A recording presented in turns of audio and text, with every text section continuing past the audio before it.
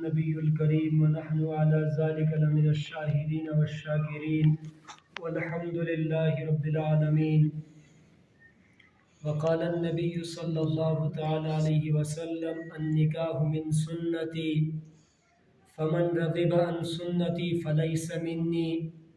وقال صلى الله عليه وسلم تنكح المرأة لأربع لمالها ولجمالها ولحسبها ولدينها فاظفر بذات الدين تربت يداك يا معشر الشباب من استطاع منكم الباءة فليتزوج فإنه أغض للبصر وأحسن للفرج ومن لم يستطع فعليه بالصوم فإنه له وجاء الدنيا كلها متاع وخير متاع الدنيا المرأة الصالحة او کما قال صلی اللہ علیہ وسلم.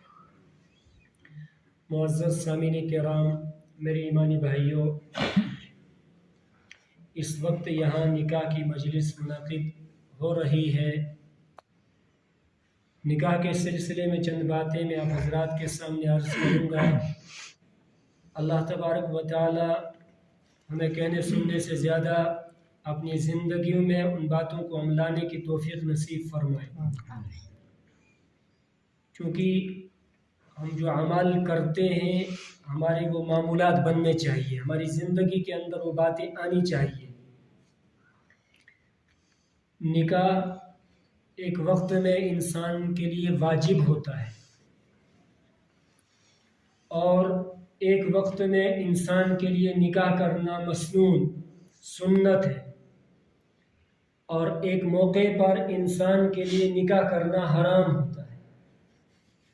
واجب کب ہے انسان کے لیے نکاح کرنا؟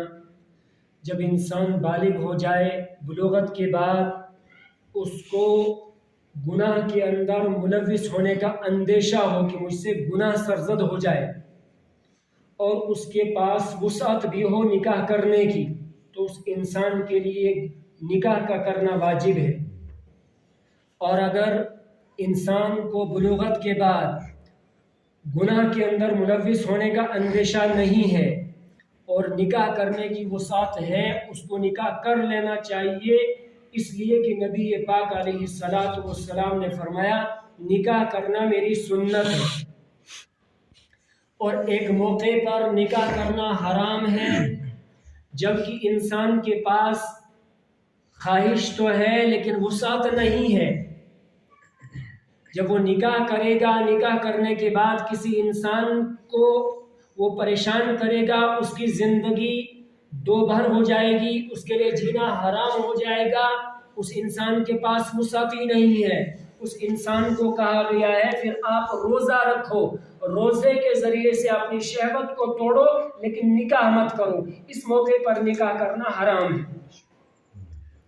اور نبی پاک علیہ الصلاۃ والسلام نے فرمایا کہ نکاح انسان چار بنیادیں بنا کر کے کرتا ہے: لمالہا ولجمالہا ولحسبہا ولدینہا.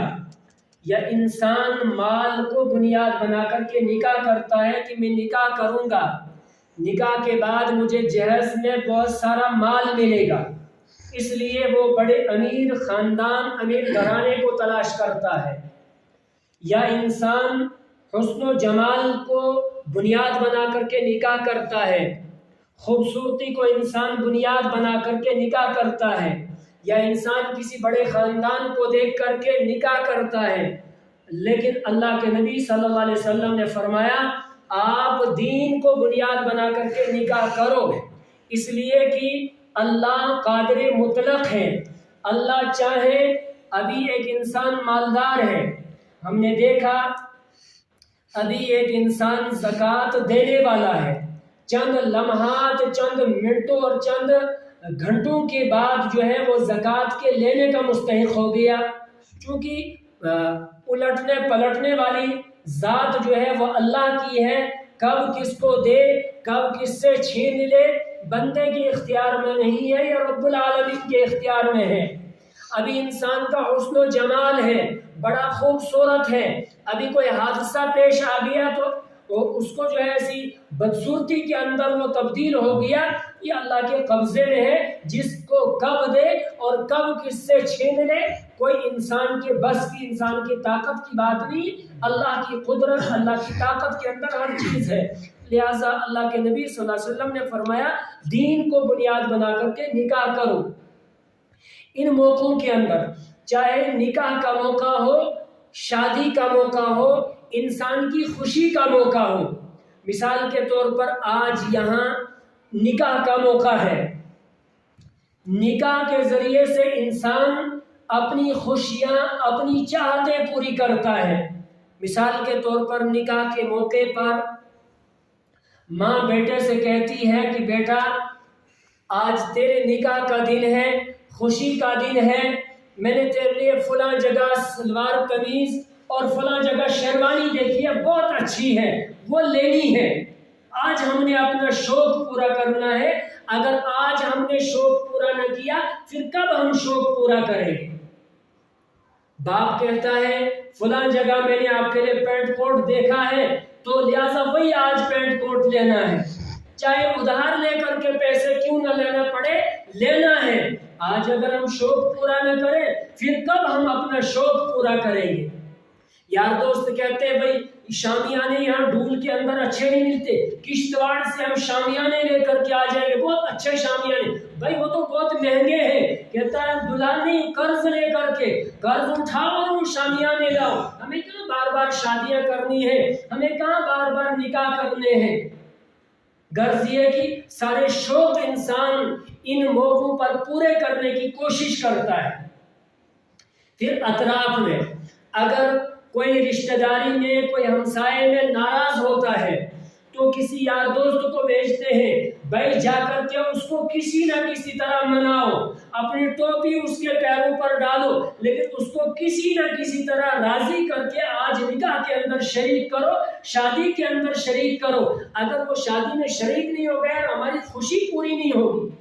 فلاں مستورات ناراض ہیں، اور اپنی بہن کو بھیجا، پھوپھی کو بھیجا، مامی کو بھیجا، اس کو منا کر کے اپنی چادر پیروں پر ڈال کر کے غرض جس طرح سے وہ راضی ہو جائے اس کو لے کر کے آ جاؤ اور ہماری شادی میں اس کو شریک کرو، ہماری خوشی کے اندر اس کو شریک کرو۔ اور ہر ممکن ہم کوشش کرتے ہیں ہر انسان کو خوش رکھنے کی، ہر انسان کو خوش کرنے کی، ان موقعوں پر ہم کوشش کرتے ہیں، لیکن ایک ذات کو ہم ان موقعوں پر بھلا دیتے ہیں۔ وہ ذات کون سی ذات ہے؟ وہ ذات محمد عربی صلی اللہ علیہ وسلم کی ذات اقدس ہے، جس ذات نے امت کے لیے، چونکہ امت کے اندر میں اور آپ بھی ہیں، ہمارے لیے نبی پاک علیہ السلام نے راتوں جو ہے آنسو بہائے ہیں، کبھی میدان عرفات میں، کبھی مینا میں، مزدلفہ میں، غار حرا کے اندر، صحن کعبہ کے اندر، پوری رات جو ہے امت کی ہدایت کے لیے اللہ کے نبی نے رویا ہے۔ غزوات کو ہم دیکھتے ہیں، غزوہ تبوک، غزوہ حنین، غزوہ احد، غزوہ بدر، اسلام کی سب سے پہلی جنگ جو غزوہ بدر ہوئی ہے، بدر کے مقام پر اللہ کے نبی صلی اللہ علیہ وسلم نے پوری رات جو ہے امت کے لیے دعا کی ہے، ایک چھپر بنایا، جہاں عربی میں چھپر کو عریش کہتے ہیں، آج وہاں وہ مسجد بنائی ہے، جس وہ چھپر میں نبی پاک علیہ السلام نے پوری رات امت کے لیے دعا کی تھی، آج وہاں اس مقام پر مسجد ہے جس مسجد کا نام مسجد عریش ہے۔ تو نبی علیہ السلام نے پوری رات وہاں بیٹھ کر کے امت کے لیے دعا کی اور فرمایا ربا آج یہ مٹھی بھر جماعت تیرے سامنے ہے، یہ مٹھی بھر جماعت دشمن کے مقابلے میں ہے، آج اگر یہ مٹھی بھر جماعت ناکام ہو گئی، اگر یہ مٹھی بھر جماعت آج شہید ہو گئی تو روئے زمین پر قیامت تک جو ہے تیرا نام لینے والا کوئی نہیں ہوگا۔ پوری رات نبی علیہ السلام نے دعائیں کی ہے امت کے لیے، چونکہ میں اور آپ بھی امت میں ہیں تو ہمارے لیے دعائیں کی ہیں۔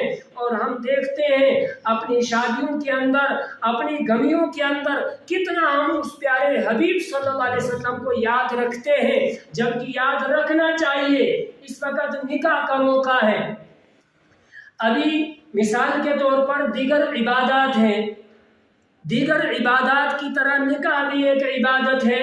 ہم نے ابھی عصر کی نماز پڑھی، عصر کی نماز کے اندر کوئی سہو ہو گیا تو ہم دوبارہ نماز کو پڑھیں گے، دوبارہ نماز ادا ہو جائے گی۔